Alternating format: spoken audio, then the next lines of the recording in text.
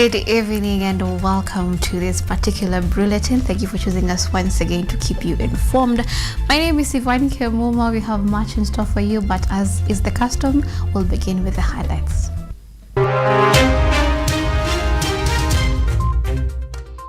Nairobi Governor Johnson Sakaja puts to rest speculation of a county administration takeover by the national government.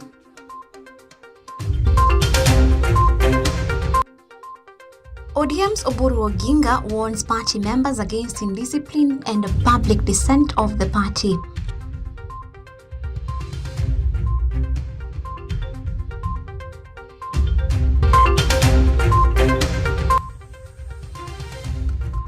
President William Ruto and Deputy President Kithure Kindiki dismiss opposition critics as they reject divisive politics.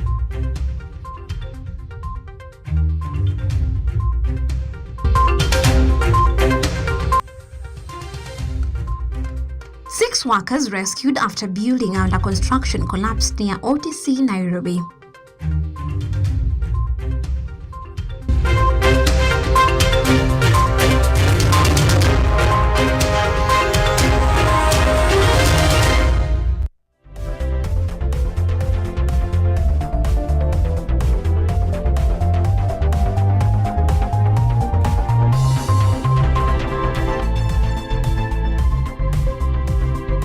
This is KUTV Primetime News with Yvonne Kemuma.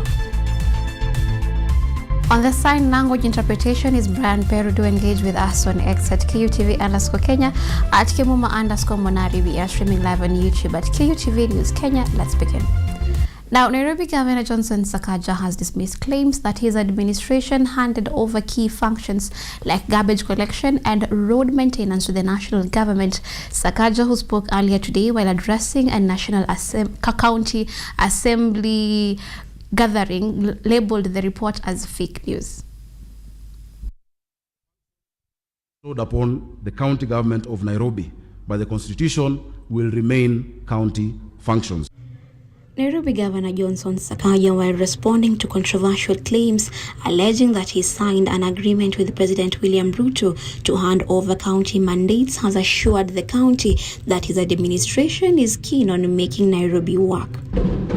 We shall not transfer any functions of the county of Nairobi. Nairobi is not just a county, it is a capital city.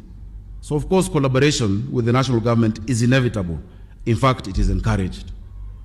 But in the words of the former late Prime Minister, the father of devolution, we must protect devolution. It is the biggest gift given to the people of Kenya by our law.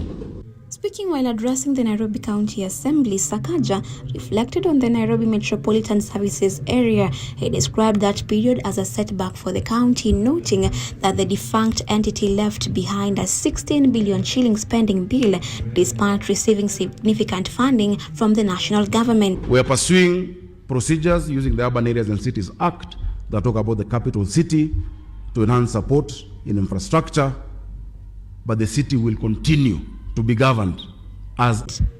Sakaja made it clear that his administration will not allow a repeat of that experience. The future of Nairobi is ours, members. Let us make Nairobi work consistently, fairly, and with dignity for all. On the proposed relocation of the Dandora dam site to Ruai, Sakaja confirmed the county is in talks with the national government. However, he insisted that Nairobi County remains in full control of its garbage collection and disposal functions. Sakaja further noted that the county records show Nairobi generates up to 4,000 tons of waste daily. He said his administration is building capacity to handle this without external control. Yvonne Kemuma, KUTV. Our President William Ruto today toured Wajir County, where development initiatives took center stage amidst heightened political scrutiny. The head of state defended his administration's track record, rallied support for ongoing reforms, and urged residents to back government programs ahead of the 2027 elections. President Ruto, during his Garissa visit, took aim at the opposition, accusing rival leaders of politicizing development and spreading misinformation. He urged residents to reject divisive politics and support the government's agenda, saying tangible projects speaks louder than criticism.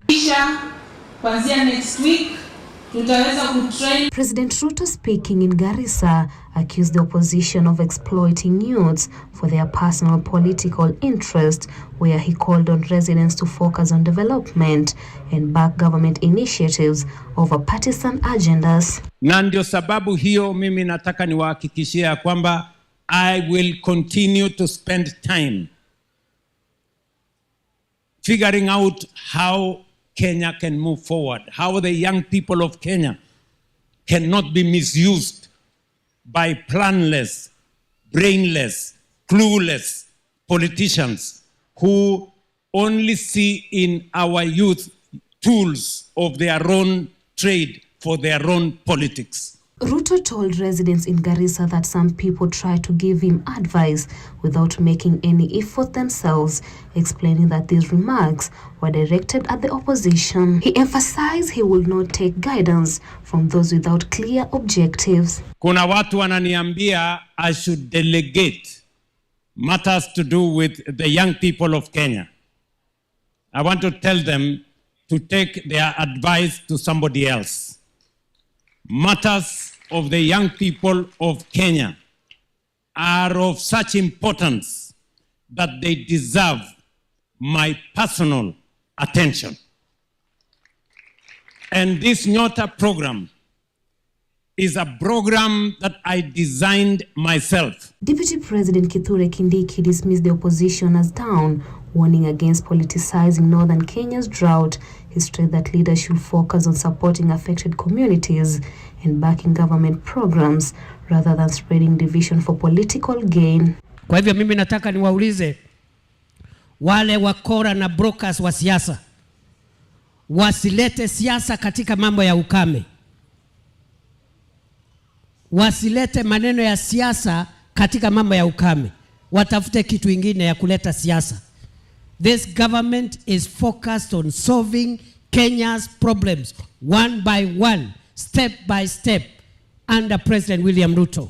Kindiki described the opposition as small-minded and incapable of controlling anything, insisting they are undefeatable. He challenged their political influence while reaffirming confidence in the government's leadership and agenda. Hao watu ni watu wako na akili kidogo sana. They are very small-minded characters. Mtu anazunguka hapo kwake, hata hapo kwake amechokora, sio ati hata hapo kwake ametengeneza, amechokora kila mtu. Hata MCA wa hapo amtambui, mjumbe wa kwake amtambui. Sasa we ni kiongozi aina gani kama kwako hauna hata MP hata mmoja? Alafu nakuja kudanganya watu hapa ati uko na kura kwa mfuko, unangojea sijui kupatia nani? Kwenda kabisa. Aden Duale, Cabinet Secretary for Health, reaffirmed support for President Ruto, highlighting the government's achievement in health and development while describing the opposition as ineffective in challenging the administration's ongoing programs and policies. The footprints of President Ruto's development in northern Kenya is visible as day and night. The difference is sisi tutasimama na wewe hata kama hujajenga barabara, hata kama hujatupatia chochote, by bringing us our dignity, by making us to be equal like other Kenyans. Sisi ni Waislamu. Sisi tunaamini ukifanya hisani unabadilisha na hisani. Leaders urge communities to prioritize development, supporting ongoing initiatives, and work together to strengthen national unity. Edna Nerea, KUTV, Nairobi. Now, moving on, the Orange Democratic Movement has resolved to remove Secretary General Edwin Sifuna from office. This is following a National Executive Committee meeting that was held today in Mombasa. The leadership changes comes after public displays of differences within the party. Their present public actions and talks had it all, each one of them having differing opinions despite being covered under the same party umbrella. Sasa, kama mwenye kuandika huo mkataba, na ujua, na uelewa, najua ulikuwa ni wa nini, najua unasema nini na ni kipi haisemi. Niliandika hapo ndani mimi mwenyewe nikasema, this agreement does not constitute a coalition agreement with UDA. When our departed leader left us, he left us in somewhere. He did not leave us in the air. He left us on some ground. Today marks the end of an era for Edwin Sifuna, having served since 2018 after replacing the then Secretary General Ababu Namwamba. The National Executive Committee meeting stated that Sifuna be relieved of his duties, with allegations and concerns about discipline within the party's senior leadership. This is as the party leader Dr. Buru criticized some leaders within the National Executive Council who, according to him, have been publicly opposing and acting contrary to the party directives.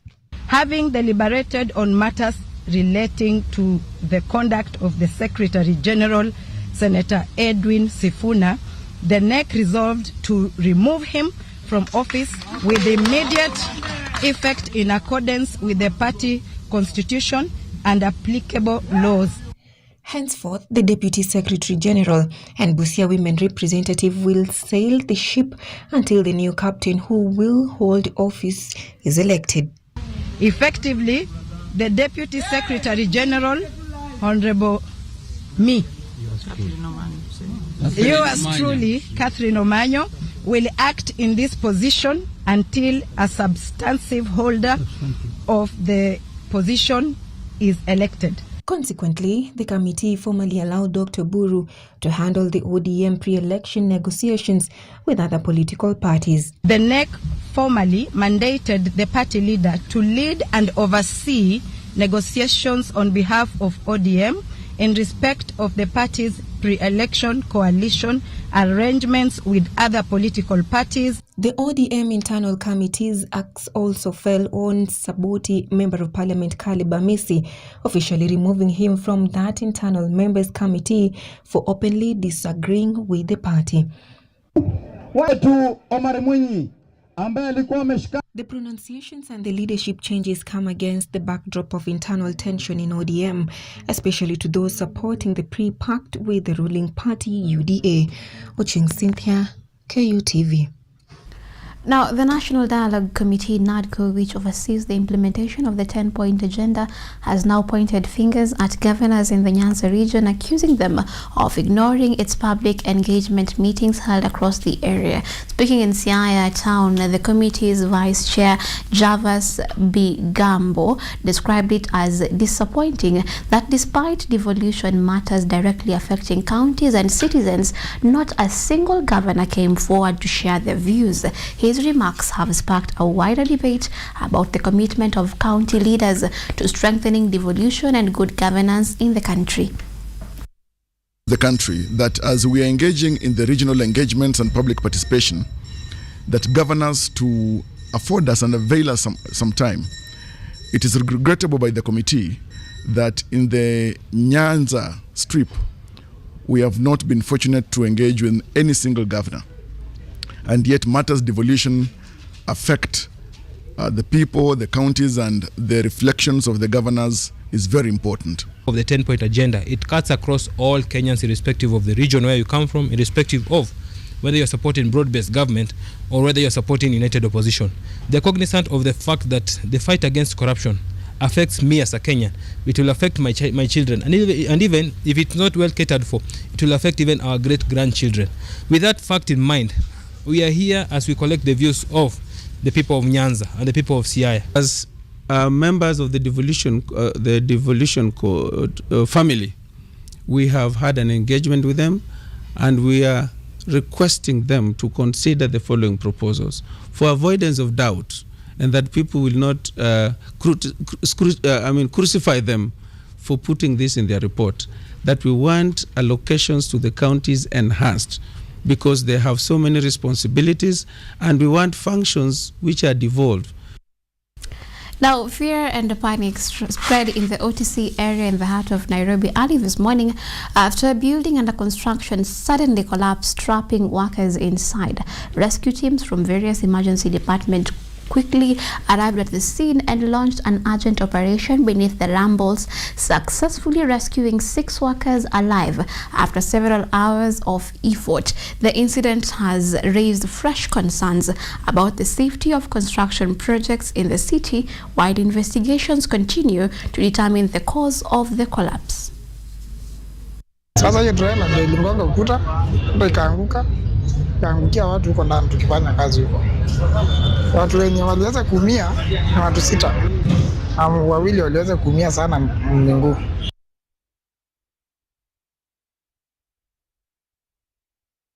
Now, we are due for our first break here on this particular bulletin, and then on the other end, we'll be back with more reports. So I hope to see you on the other side.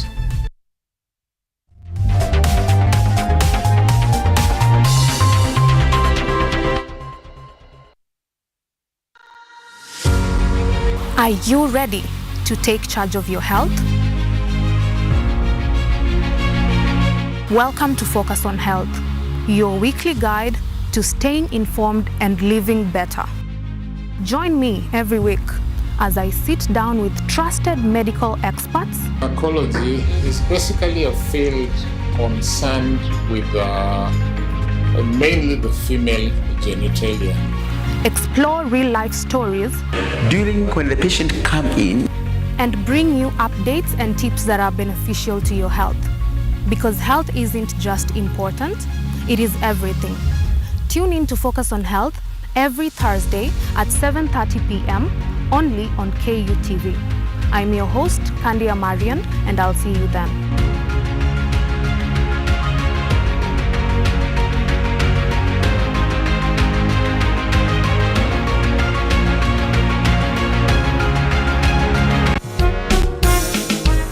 A new era, a new people. This is the Law Matters Show.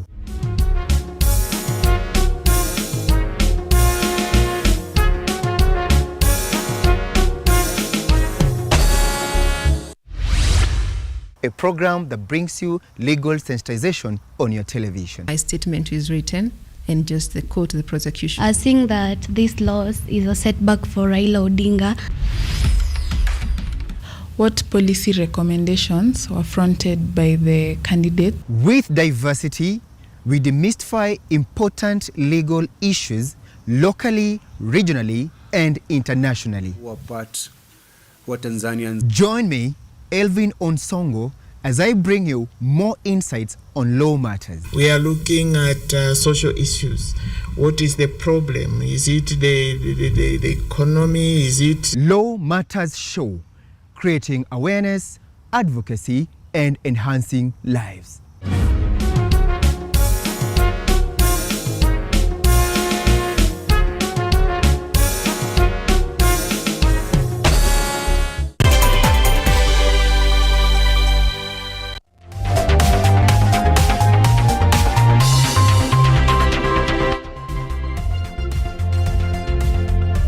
And welcome back. Let's continue with our reports.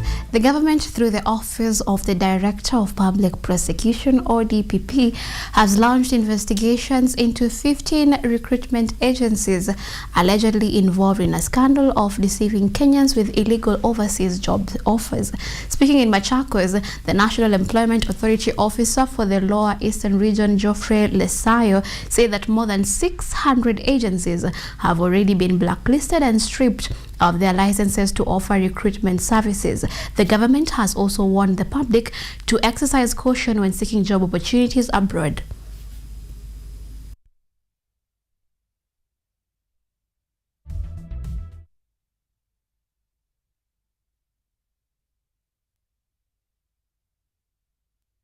The cases that now bring about the issues of exploitation, abuse, and torture of Kenyans. You know, when you are an undocumented worker outside the country, then it becomes a challenge even for maybe the consulate to follow up on you. 10 active cases that have been forwarded to the DPP, but I think those are issues that can be addressed from our head office.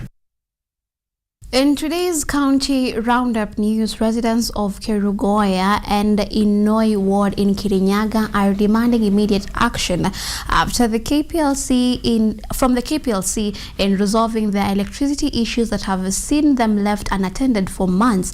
According to residents, the inconvenience is costing them their livelihoods. This and more in our county roundup.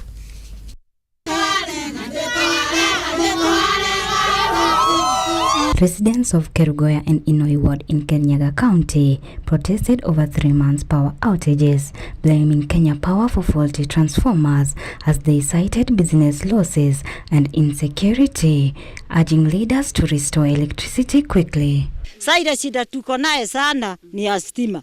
Tuko na miezi kadhaa hatujapata huduma za stima. Na bilo watu wa Kenya Power wanatuletea. Sasa hizi tujiuliza tunaletewa bilo ni ya nini na kutoka siku hiyo miezi hiyo yote. Mimi nikawaambia mimi sitalipa. Akania wewe mama tutakushughulikia. Akamwambia hapana, mimi niko na pesa tu ya kununua kado na kununua mafuta ya taa. Na mafuta ya taa lita moja 200. Mimi tukakosana nao hapo. Mina nikaondoka. Sasa hiyo shida ndio tuko nayo sana. Meanwhile in Kiambu County, Thika Town, drama unfolded after businessman and his family members took to the street protesting unlawful auctioning of 2 lorries belonging to the family.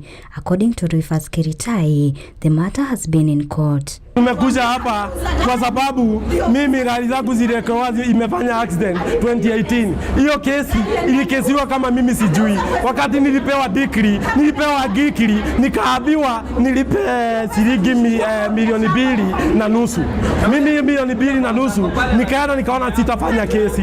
Nikaenda nikaongea na hao watu wa familia. Tukaelewana. Wakaniambia niwatafutie milioni 1 na nipatie wakili wao shilingi 765. Kilifi County Malindi, an Italian conservationist, is accusing a Kenyan developer of ignoring court orders by building a 4th floor on a beachside property. I'd like to ask, who is covered these people? Because if they do whatever they want, who is the one who cover or protect these people?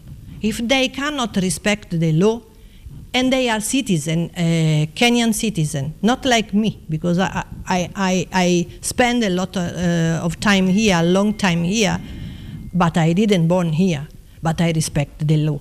So why the Kenyan citizen is free to don't respect the law?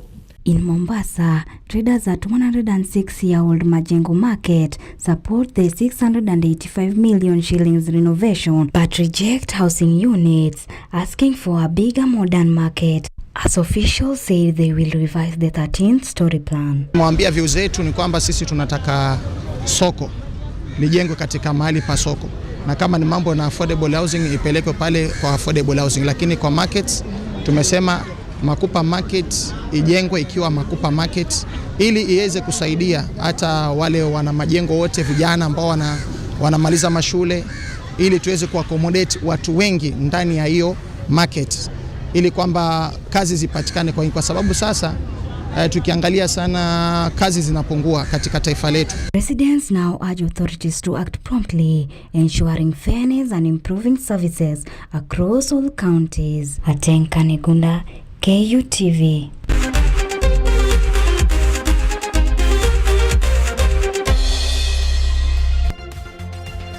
Now let's get sporty. Yesterday's Premier League action saw Newcastle pile pressure on Tottenham with a 2-1 away win, while Chelsea squandered a 2-goal lead at home to draw 2-2 with Leeds.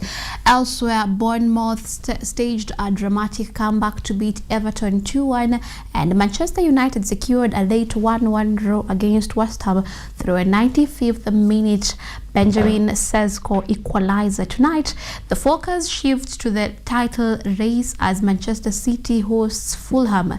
Defending champions Liverpool face a tricky trip to Sunderland, while Aston Villa welcomes Brighton. Crystal Palace also takes on Burnley in a busy night of top-flight football.